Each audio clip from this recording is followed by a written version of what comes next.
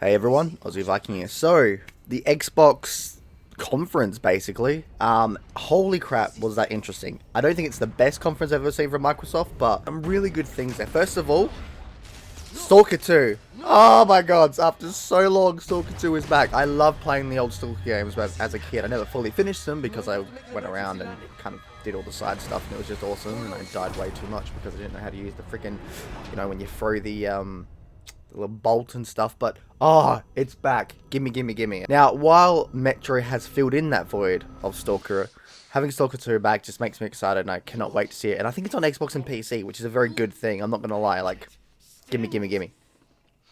And there were some other good games too. Fable being re-announced, but it was a CGI trailer. There was some in-game stuff, like cinematics and stuff. Pretty good overall. There's a good amount of games.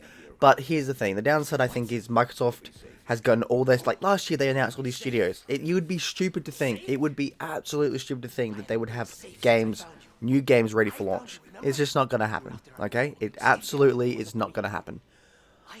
But give it a year or two from now, which I think they said exclusives will come probably in the next few years, I can see Xbox really kicking ass in 2022 E3. Well, why do we have to wait until 2022? It doesn't, just because you have to wait until 2022 for like massive exclusives doesn't mean you can't enjoy yourself with what they have now. So let's get to the big one, Halo Infinite, because that's the one I really want to talk about. It looks really good. Now, when I first saw it, the stream was crap, it was going everywhere, and it was pixelated as shit. I was graphically, after the cutscene, I was like, really? This is it? This does look like an Xbox One S game. But then, I went and rewatched the 4K version a few hours later, and holy crap, this looks pretty damn good. Now, I get people making the memes, and that's going to happen. I do think that with COVID, certain implementations of graphical design that they wanted to do probably couldn't get put in properly, because there was a blog post that was said basically like, it's an ever-evolving game, Halo Infinite. We're going to add some new things after launch. Some people are saying it's going to be RTX and all that. And I'm like, really? I mean, maybe. I would hope that would ship with the game at the start, because that would look amazing. And I think that was the big issue as well. The gameplay didn't look like it had that sort of every light is alive sort of deal with RTX. So maybe they'll add that in an update. Maybe they just had this is an older build. It's hard to tell. But looking at it in the 4K stream, it looked amazing and I loved it. I'm really excited for it. Now let's go into things like story and gameplay. First of all, the story in a way is definitely, I think it's like a year and 6-7 months after Halo 5, which is interesting. Obviously, things from Halo Wars and stuff are connecting. The ring that we saw is obviously destroyed, so there was a big battle. Most likely gets decreated and stuff like that. The Banisher in it, which is awesome. I do wonder if we'll see Atriox. I don't know why Atriox wasn't the main big guy, but this guy, maybe it's because they don't want to kill off Atriox like they did with Dual M Dharma and all that. They might be like, okay, here is a new bad enemy. He seems like he wants to die, but he wants to die as a warrior, which is the vibe I got, where he's like, die with honor. This is my last fight. This guy's going to die. He knows it. He thinks he's going to die, and he's probably going to, like, mentally control Chief or something like that. But then you've got that new character. Bromancer is what everyone's calling him, because... No, Brohammer, actually. Brohammer. I call him both. Bromancer, Brohammer, mate. This guy is going to be a bro. You know why?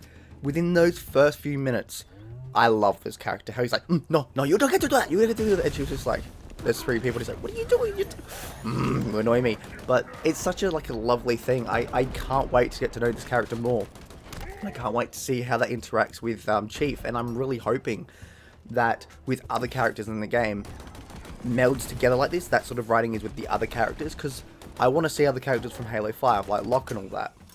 I want to see Blue Team again, and I want to see that respect and love that Blue Team had. I want to see Locke be like, look, Chief, I'm sorry, but, this, and that. These characters shouldn't be shunned or destroyed or pushed away. Bring them to life. Give them the character arcs. Give them the character breakdowns. Let them become the characters they deserve to be. But so far, in terms of characters, they look like they're going a great way. I smack and love it. Now we look at the open world. The open world looks pretty great, okay? Like, the fact that we have an open world again is a coherent and wonderful evolution of Halo's gameplay. And they kind of did this with ODST, but that ODST, while great, wasn't the best open world you could have. But this one seems great 100%. It brings in the style of all the Halo games. There was a bit of Halo 4, Halo 5, Halo 1, Halo 2, ODST. That's so freaking good. And a bit of Reach as well. I swear I saw a grunt explode into guts which I like. And that's one thing too. Halo needs to get that to that more violent core of its gameplay, because Halo was always violent. And if you read the books in the extended universe, people get like their heads blown off and like, decapitations. Like, show that in gameplay. I think now with stronger generations, you need to show that sort of detail. If they showed Master Chief cutting a head off of it, and then like, I'm not gonna lie, I would've been like, fuck yeah, brutal. Now, granted, they might be waiting until see like, okay, we're gonna do this sort of like cartoonish, sort of realistic, sort of darker sort of idea, and then maybe the next one they'll go full on dark again. Who knows? I hope they go dark. I hope they stay dark with things like just take Halo Reach and just make it darker. But hey, that could just be me. You know, I'm a Halo fan. Halo's always been dark. But with the open world design, it looks pretty damn good. Like, there's the like when they went past that ship, and they saw that there was like cables going up. I'm like, there is something in there. There's either an upgrade, there is a new weapon, there is something. And that's the thing too. I feel like when we see it, so they've brought kind of everything back. They've brought the sliding, they've brought the sort of shifting that Chief can do, but it's slower. Even the running, it's slower and less crazy. I'm wondering if you could get back to, say, Halo 5 levels in this game with upgrades, if you want to, because remember, if there's a big enough upgrade system, you might be like, I don't really want the thruster pack, so I'm not going to do it, or I don't want this, I don't want that. Maybe there'll be, like, skins for guns, we don't know.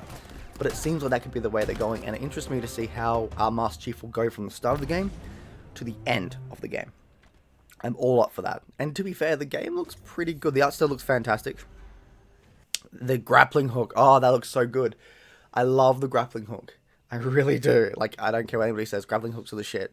And just imagine if you can upgrade it so it's faster.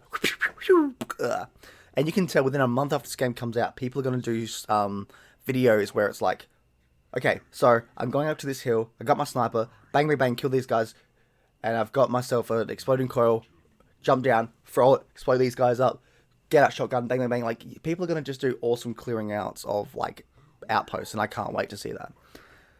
Oh man, Halo Infinite does look good. After watching it a few times, my first time was a bit iffy because I couldn't truly see the game for what it was. But watching it in the 4K stream that Xbox uploaded, watching it a few more times, and just ringing in my head about what we can do, the upgrade system and such. The fact we only saw 8 minutes too, don't complain about a game that you saw for 8 minutes.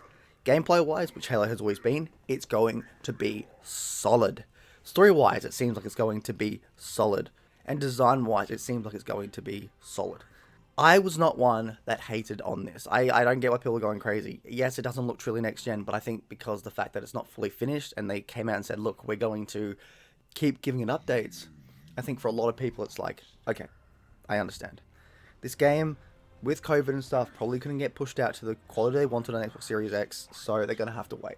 As unfortunate as that may be, and seems like it's going to be, it's you know, with 2020 is what we've got to go with. But honestly, really, really excited. Like, there's so much good stuff. So much good stuff in this. And I just can't wait to see what else we have. Like, is there going to be Prometheans in it? Is the Flood going to come back? I guess it depends on the rating. If the rating's like M and stuff, then there's more likely there will be Flood coming back. What's happening to Chief? You know that the story with the human's going to be like that human side of it. Chief's going to be the Chief side. He's going to be the Master Chief. He's gone through all this. But the human side's going to be interesting because Chief's going to have to get his humanity to come out, at least if they do it properly, to help this guy out. There's some character stuff there. Anyway, that's the Aussie Viking out. I think, honestly, Infinite looks pretty great. I cannot wait to see the rest of this game, and day one for me. Aussie Viking out. Valhalla. Bye.